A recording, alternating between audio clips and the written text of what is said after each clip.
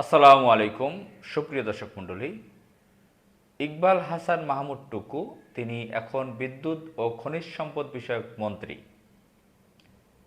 তিনি বিএনপির জাতীয় স্থায়ী কমিটির সদস্য। ইকবাল হাসান মাহমুদ টুকু সম্পর্কে আপনারা জানেন, এই ইকবাল হাসান মাহমুদ টুকু তিনি 111-এর সময় দুর্নীতির মামলায় আসামি হয়েছিলেন। তার পরিবারের সদস্যগণ, তার স্ত্রী সন্তান সহ তিনি কারাগারে ছিলেন। মারাত্মক লেভেলের দুর্নীতিগ্রস্ত একজন ব্যক্তি ছিলেন। 2001 থেকে 2006 পর্যন্ত তিনি সেই সময় বিদ্যুৎ জ্বালানি প্রতিমন্ত্রী ছিলেন। তিনি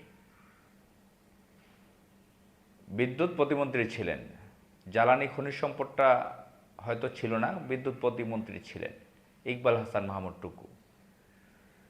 তো এইটুকু সেই সময় ভয়ানক ধরনের দুর্নীতি করে।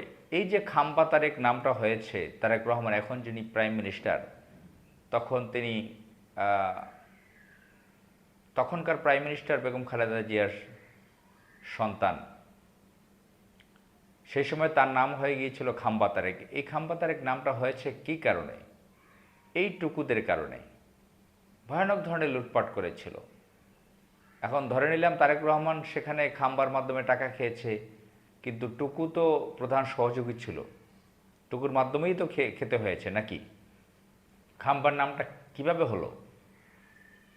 এখন এই টুকু সম্প্রতি মন্তব্য করেছেন সাংবাদিকদের কাছে, বলেছেন যে গ্রামে লোডশেডিং নেই। এই ধরনের একটা হাস্যকর কথা, গ্রামে লোডশেডিং নেই, এই কথা কি বিশ্বাসযোগ্য কথা? যে গ্রামে, আমি তো খোঁজখবর জানি, গ্রামের মানুষ তারা জানে বিদ্যুৎ মাঝে মাঝে আসে, বিদ্যুৎ থাকে না সেখানে, মাঝে মাঝে আসে। কোনো কোনো সময় এমন হয় যে সারা দিন নাই বা দুদিন বিদ্যুৎ নেই, বা দিনের বেলা 3বার আসছে, অল্প অল্প সময় করে থেকে চলে গেছে। বিদ্যুৎ মাঝে মাঝে আসে, সেখানে বিদ্যুৎ কন্টিনিউ থাকে না। তো আমরা এগুলো দেখে আসছি। এখন তিনি বলছেন যে গ্রামে লোডশেডিং নেই। এখন এই ইকবাল হাসান মাহমুদ টুকুর পরিচয়টা কি? আরও তো তার কিছু পরিচয় আছে। ইকবাল হাসান মাহমুদ টুকু হচ্ছে কুখ্যাত ব্যাংক ডাকাত শেখ কামাল, গুন্ডা শেখ মুজিবুর রহমানের জ্যেষ্ঠ পুত্র শেখ কামাল।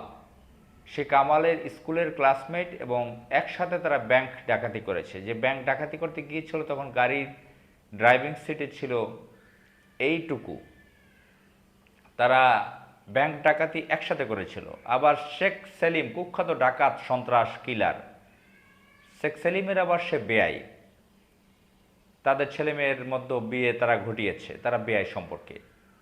আবার তিনি শেখ হাসিনার স্নেহভাজন একজন ব্যক্তি।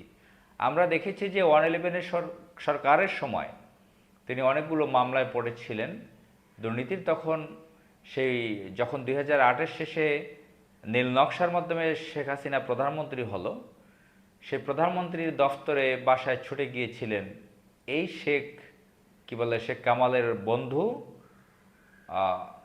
ইকবাল হাসান মাহমুদ টুকু। তার স্ত্রীকে নিয়ে গিয়েছিলেন, টুকুর স্ত্রীকে সাথে নিয়ে গিয়েছিলেন শেখ হাসিনার সাথে দেখা করতে, যাতে মামলাগুলো থেকে মওকুফ পাওয়া যায়। সে মামলা থেকে রেহাই পেয়েছিল। এর ফলে ছোট নিজের ভাইয়ের শেখ কামালের বন্ধু গিয়েছে, তার সাথে দেখা করেছে। এগুলো তো আমরা জানি মিডিয়ার কল্যাণে, সেই সময়ের ঘটনাগুলো। তার স্ত্রী সংরক্ষিত আসনের এমপি ছিল, তার বাবা পাকিস্তান মুসলিম লীগের নেতা ছিল, ইকবাল হাসান মাহমুদ টুকুর মন্ত্রী ছিল, তার শ্বশুরও সম্ভবত মন্ত্রী ছিল, সিরাজগঞ্জ বাড়ি। শেখ সেলিমের বেয়াই, এদিকে তিনি হাসিনার স্নেহভাজন শেখ কামালের বন্ধু, এদিকে তিনি বিদ্যুৎ জ্বালানি বিষয়ক মন্ত্রী হয়ে তিনি অলিগার্ক হিসেবে পরিচিত, বড় ধরনের মাফিয়া হিসেবে পরিচিত, মাফিয়াদের মাফিয়া বসুন্ধরা গ্রুপ। সে বসুন্ধরা গ্রুপের জন্য আরেকটা লুটপাটের ব্যবস্থা করে দিয়েছে সে এই মিনিস্ট্রি থেকে, এইটুকু। তাহলে কি অবস্থা দাঁড়ালো আমাদের? যেই কাজ হাসিনার মতন চরম আহ, চরম ধরনের বর্বর মহিলাও সেই কাজটা করে নেয়, সেই কাজটা এই সরকার করছে এবং টুকুর মাধ্যমে হচ্ছে। বসুন্ধরা গ্রুপকে জ্বালানি খেতে বিশাল একটা সুবিধা দিচ্ছে, যে সুবিধা সম্পূর্ণ অনৈতিক, আনইথিক্যাল। এই কাজটা শেখ হাসিনার মতন বর্বর, নিকৃষ্ট, অসভ্য মহিলাও করে নেয়। এইটুকু এই কাজটা করতেছে। এখন এই যে টুকু বলল যে গ্রামে লোডশেডিং নেই, তার কথায় কি বোঝা গেল? অতিরিক্ত লুটপাটকারী, বড় বড় ডাকাতরা যারা অতিরিক্ত মদ পান করে, তারা কখনো সবসময় অসংলগ্ন কথা বলে, তারা সঠিক কথা বলতে পারে না, হিতাহিত জ্ঞান হারিয়ে ফেলে, তারা আত্মবিরোধী কথা বলে, মিথ্যা কথা বলে, হাস্যকর কথাবার্তা বলে।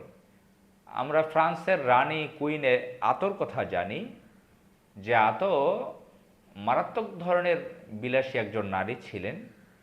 রাষ্ট্রের কোষাগার মারাত্মক ধরনের লুটপাট করে সে ভোগ বিলাসিতা করত। এক পর্যায়ে রাষ্ট্রে, ফ্রান্সে দুর্ভিক্ষ নেমে আসলো। রাস্তায় রুটি নেই বলে রাজপথে মিছিল করছিল সেই দেশের নাগরিকরা, ফ্রান্সের ফরাসিগণ। তখন সেগুলো দেখে রাজাকে, কিংকে তিনি বললেন, তার হাজব্যান্ডকে, যে ওরা রুটি করে কেন? বলে যে ওদের রুটি শেষ হয়ে গেছে, খাবার নেই। বলে রুটি নেই কি হয়েছে, কেক খেতে পারে না ওরা? তো এই হচ্ছে পরিস্থিতি। রানী আতর ঘটনার মতন ঘটনা সারা বিশ্বের বিভিন্ন জায়গায় ঘটে। এখন টুকুও বলতেছে গ্রামে লোডশেডিং নেই। শেখ সেলিমের বেয়াই টুকু বলতেছে লোডশেডিং নেই। এই কথাটাও রানী আতর মতন একটা হাস্যকর কথাবার্তা। আসসালামু আলাইকুম।